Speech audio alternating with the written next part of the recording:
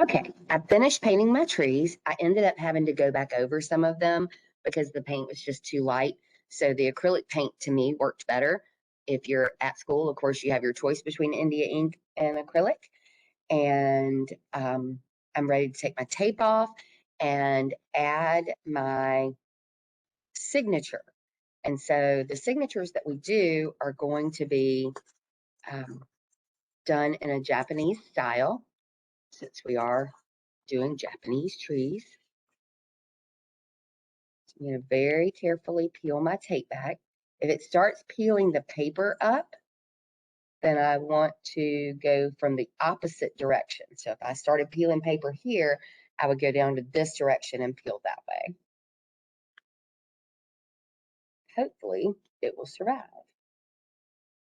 And it did. Okay, so I wanted to show you one last thing, and that's how to add your initials.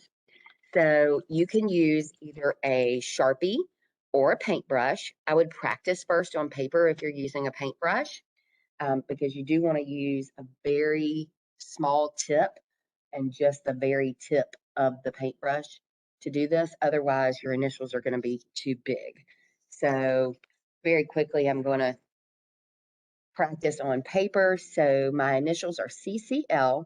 And if I push down, if I use the tip of my brush, I can get a nice fine line.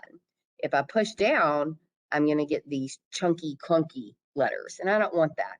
So I want to use the tip of my brush. So that's why I was saying you might want to practice first. But I'm going to do my initials and then 21. Okay, so let's do this on the painting.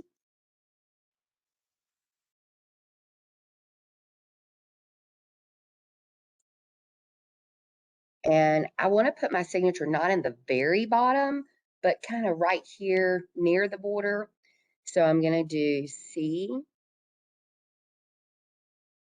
C, L, and then the 2-1 will be beside, the 2 and the 1 will be beside each other. Okay, so CCL 2-1. And now I'm going to make little lines. So I'm going to make basically a rectangle that overextends. So I'm going to have a line here and a line here, line here. So I'm making my rectangle, but the lines of the rectangle go over. And that's pretty much the end of the project. Hope you enjoyed it.